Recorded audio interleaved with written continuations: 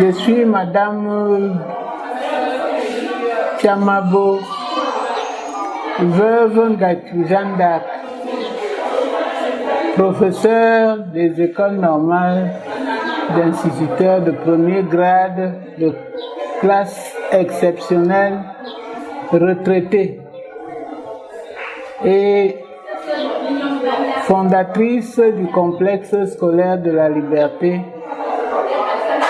de CCC qui regroupe en son sein une école maternelle autorisée, une école primaire autorisée, un collège d'enseignement général, section anglophone et francophone de cycle complet autorisé, et en dehors de ces fonctions, je suis politicienne, je suis membre du bureau national de l'Organisation des femmes du Rassemblement démocratique du peuple camerounais. Je suis au bureau de l'OF depuis 1976, de l'OFRDPC depuis 2011. Ancien conseiller municipal de Douala, deuxième 2 mandats. Ancien grand conseiller de la communauté urbaine de Douala, promotion 2002-2007. Mais en tant qu'enseignant, nous faisons un peu de philosophie dans ce que nous faisons. J'ai vu beaucoup de mes consoeurs et des fondateurs choisir le nom de leurs écoles. Moi, j'ai choisi la liberté parce que c'est le socle de la vie. Toute la vie de l'homme est bâtie sur la gestion de la liberté. Donc, quand on comprend le rôle que la liberté vous permet de faire ou vous permet de ne pas faire, vous êtes obligé, vous êtes un homme cultivé. En ce moment-là, vous pouvez bien participer au développement de votre pays dans le respect des lois et des règlements, parce que ça se base, le domaine crucial, c'est la liberté. On doit être libre d'avancer ou de reculer en sachant pourquoi. Le complexe a ouvert ses portes le 15 septembre 1972. Ancien élève de l'école normale de Nkonsamba, je suis affecté à Douala, à l'école principale de Neubel-Bamileke. On avait introduit le cycle de mi-temps dans les écoles. Donc on avait créé des groupes, plus de groupes scolaires que d'écoles. Donc, et 2 écoles utilisaient les mêmes locaux. Et il y avait donc pénurie d'écoles. Et comme c'est une œuvre sociale, mon mari et moi avons trouvé un lopin de terre ici et on s'y est lancé. L'année prochaine, 2022, nous serons à 50 ans. Nous devrons dès maintenant préparer notre cinquantenaire parce que on a parcouru un long chemin. D'abord l'école maternelle en 90 et le collège en section francophone privé laïque. Premier cycle en 95. En 2002, nous avons ouvert le second cycle. Si on fonctionne normalement, il y a toujours des difficultés, surtout dans l'enseignement privé laïque, où les écoles se créent tous les jours dans les quartiers, dans les maisons, alors qu'il y a une loi qui demande de respecter les distances de création d'écoles, au moins à 3 km. Puis quand vous arrivez par l'arrière, vous avez vu que la zone industrielle a tellement pris tout l'espace. C'est à peine si on nous laisse 2 mètres pour passer et arriver à l'école. à l'intérieur du quartier, c'est les bourbiers, il n'y a pas de route. Vraiment, l'heure est venue pour que les autorités communales regardent la souffrance des parents du quartier CCC. Hein? Si nous attendons qu'on nous mette aussi les pavés comme on a vu faire ailleurs, parce qu'aujourd'hui, nous avons 2 axes principaux qui entrent aussi au quartier CCC, que la communauté, le maire de la ville et de la commune de Douala 3e puisse vraiment veiller, nous aider pour cette année en nous mettant les pavés pour permettre à nos enfants d'arriver sereinement à l'école sans difficulté, sans de noyade, etc., sans tomber dans les cours d'eau, sans pont. Et vraiment, c'est là la grande difficulté. L'assainissement du quartier. Ce message parvient à qui de droit? Parce que l'année 2022 sera une grande année pour le complexe de la Liberté qui fêtera ses 50 ans. Et nous aimerons que les autorités y arrivent gaillardement par de belles routes pavées.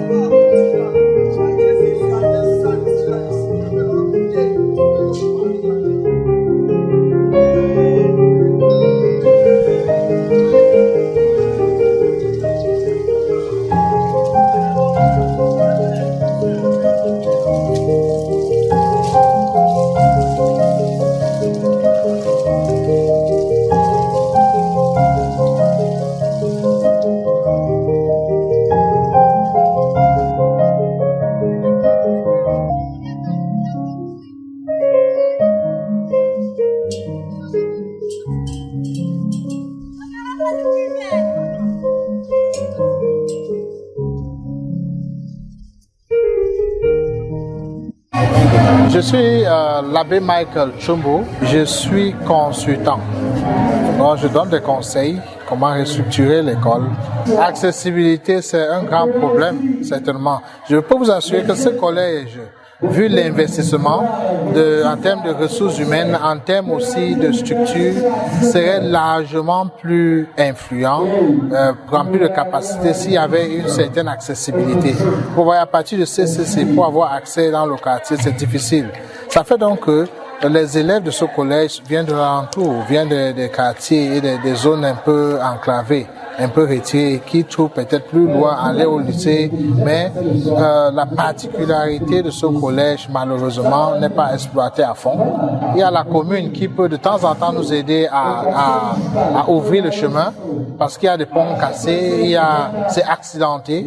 Les réflexions qui se font sur la route se font par des riverains qui versent les débris de la zone industrielle pour combler le trou, qui donne d'abord un aspect de la sanité et de la pollution. À l'ère de la modernité, de l'écologie, on ne peut pas continuer à faire ainsi. Et je pense qu'on peut même aller plus loin. Malheureusement, cette zone a été négligée pendant longtemps, comme une partie rejetée à la zone industrielle. Mais vous voyez le témoignage, un établissement qui a déjà 50 ans. C'est pour nous dire que ça a de l'avenir. Pourquoi pas mettre les pavés sur les rues? Pourquoi pas dégager, ouvrir, donner la possibilité à d'autres de découvrir les richesses que nous apportons à la ville de Douala aussi en tant qu'établissement. Le quartier CCC à Bassa, Douala 3e. Oui, nous faisons face à plusieurs problèmes ici, à savoir les déchets ménager dans les rigoles. Comme vous voyez, nous sommes débordés. Souvent, en saison sèche, ces déchets remontent à la surface. Nos enfants sont en danger. Et en plus, nous avons une source à côté qui est insalubre, comme vous voyez. Nous avons des inondations à chaque moment. Nous sommes débordés. Nous n'avons pas de solution. Il n'y a pas de bac à ordures. Il n'y a pas d'eau potable. Et les odeurs sont extrêmement. Nous sommes les premiers à en souffrir, comme vous pouvez le constater. Un bac à ordures serait le bienvenu. Sauver cette source, nous ne savons pas ce que nous allons faire à la longue si nous perdons cette source. C'est ce qui nous reste au quartier. Quand nous n'avons pas d'électricité, nous avons encore cette eau. C'est malheureux. Les couteaux sortent ici à tout moment, les boudins, tu es même chez toi, tu trembles même. Ma mère souvent sursaute. Je m'appelle que qu'est-ce qui se passe encore? Vraiment, voilà. Je vous ai dit que la liste est si exhaustive que je ne sais pas.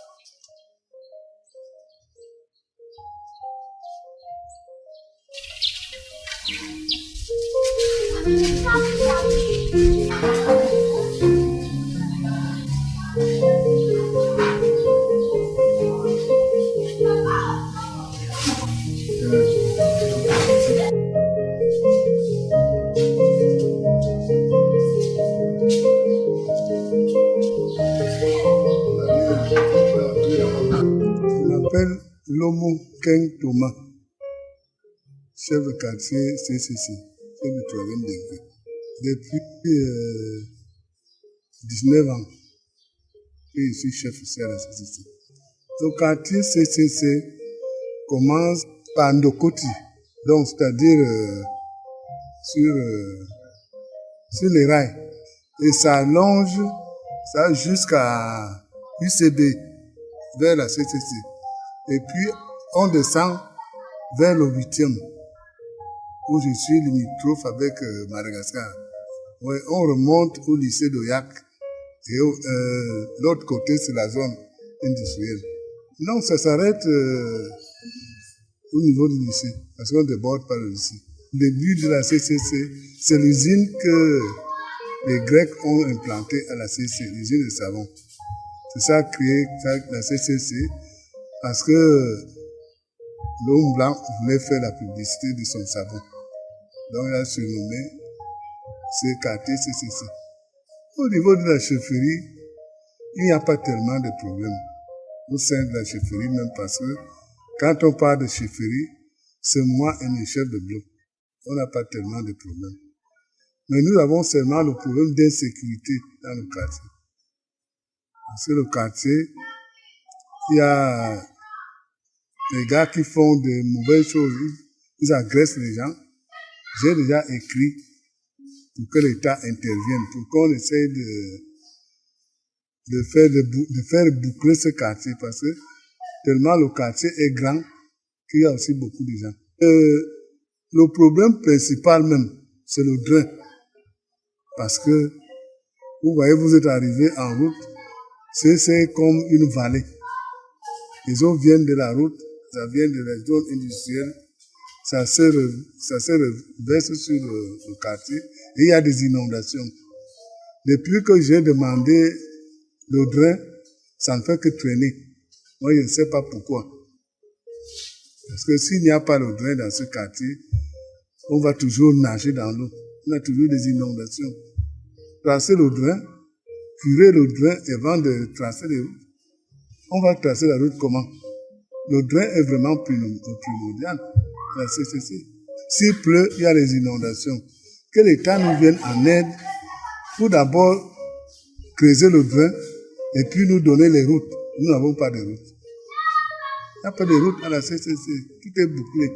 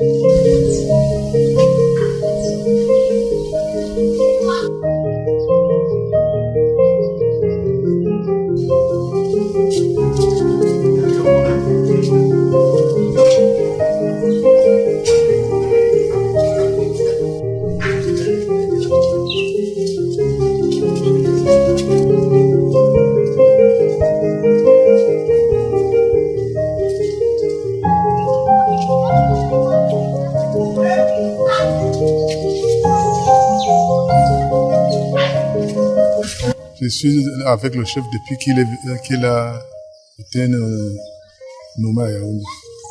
Donc c'est ce bloc, c'est le bloc 3. Tous les problèmes qu'on vous a dit là-dedans, et d'autres que vous avez vus sur le terrain, que vous allez voir, il y en a encore. Le grand problème, c'est le grand. L'eau à boire même. C'est là-bas que tout le quartier, presque tout le quartier, se ravitaille en eau.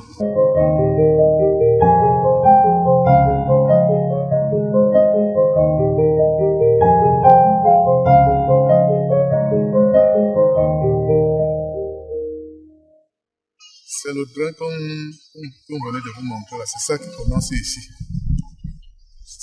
Ça vient de la zone. Toutes les eaux qui viennent de la zone là, c'est ça qui vient circuler ici. Et quand il pleut, à un certain moment, ils ont l'habitude d'ouvrir. Ils ont l'habitude d'ouvrir certains produits là qui descendent ici. On a même déjà été à la sous-préfecture avec eux.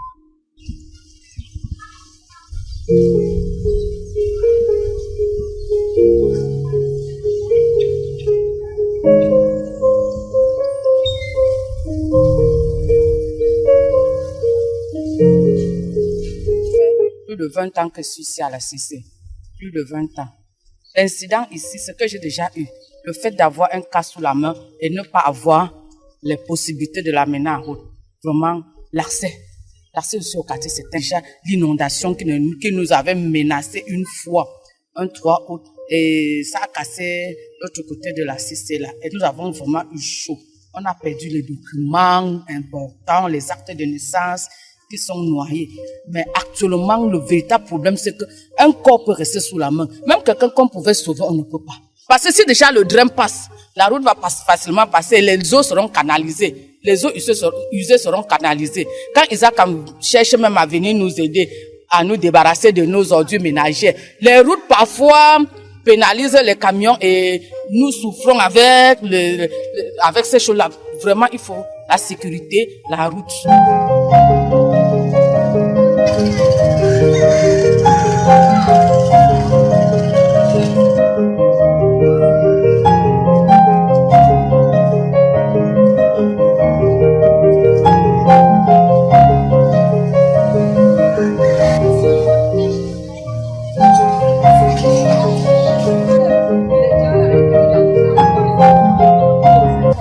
Oui, je suis en train de dire que voilà un exemple, voilà deux entrées.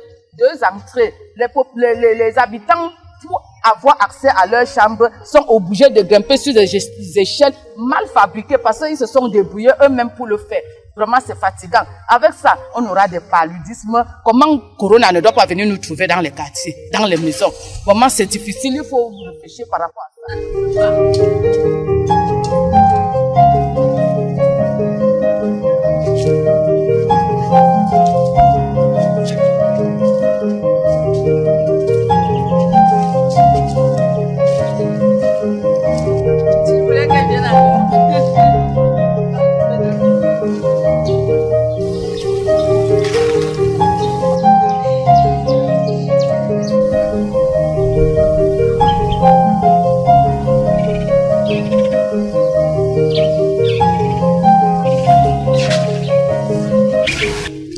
Moi, c'est Madame Bianchi, tu sais, Hermé, chef de bloc 9.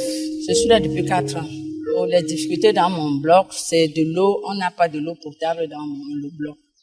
Bon, vraiment, si on pouvait nous donner rien que l'éclairage public dans ce bloc et des servitudes un peu sûres.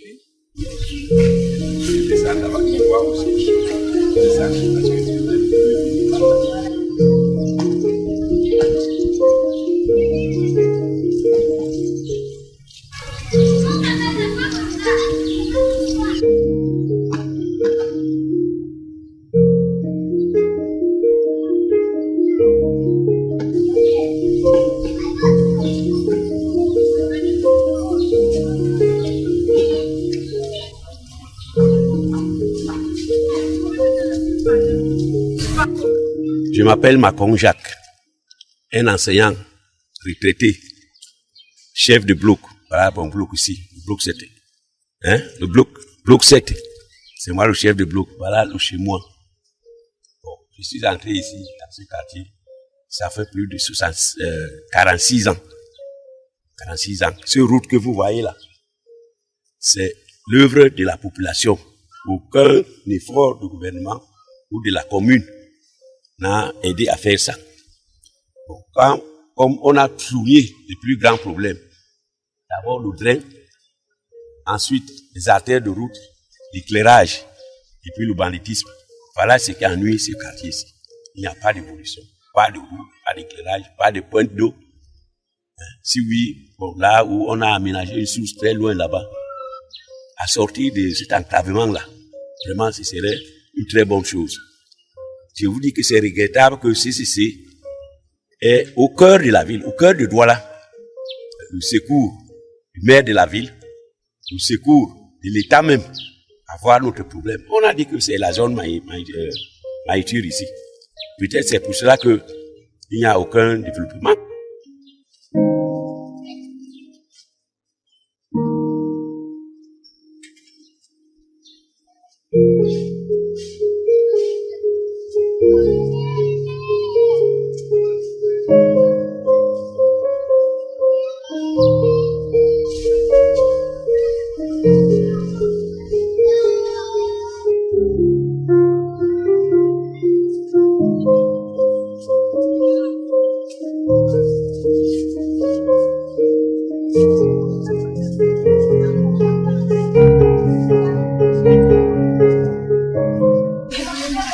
Voilà ce que la commune a fait ici. Même le budget qu'on avait dessiné ici n'a pas effectivement travaillé. Autrement dit, on aurait un pont un peu. Toutes les ordures, comme on vous disait tout à l'heure, Isakam ne peut pas entrer ici pour prendre les ordures du quartier. Les femmes devraient faire ça ici, comme vous voyez, parce qu'il n'y a pas de servitude. Les ménages sont obligés de jeter les ordures ici. Ce qui bloque parfois les eaux de telle ancienne que ça regagne tout le temps. Quand il pleut ici, pour traverser là-bas, c'est difficile. Il faut au moins attendre 1 ou 2 heures du temps pour que les eaux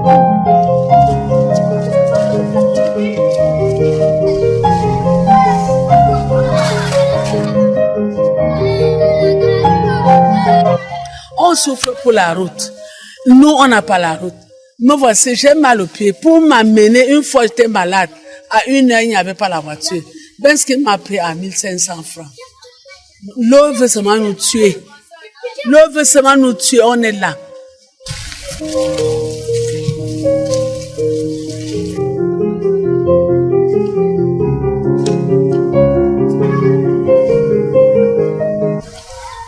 Quand ça plaît, on débouche là. Je vous disais donc que comme le quartier a été un bourbier, voilà, c'est difficile.